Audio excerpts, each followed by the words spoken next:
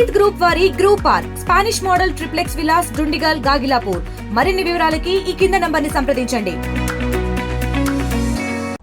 ఈరోజు బుధవారం మే 7వ తారీఖున ఆంధ్రప్రదేశ్ హైకోర్టు చీఫ్ జస్టిస్ గారి ముందు నేను ప్రవీణ్ పగడాల గురించి రీపోస్ట్ మార్టం చేయమని, సత్యాలు బయటకు వచ్చేటట్టు మరొకసారి ఇన్వెస్టిగేషన్ సిబిఐ ద్వారా చేయమని వాదనలు వినిపించాను. కానీ చాలా తక్కువ టైం ఇచ్చారు.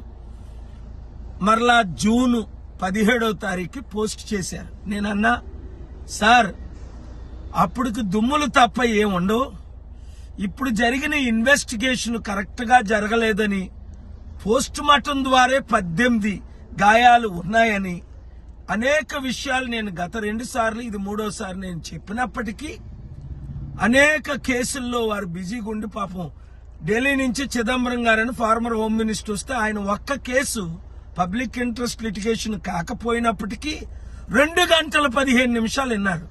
కానీ ప్రవీణ్ పగడాల కేసు గురించి 5 నిమిషాలు కూడా సమయం లేదు.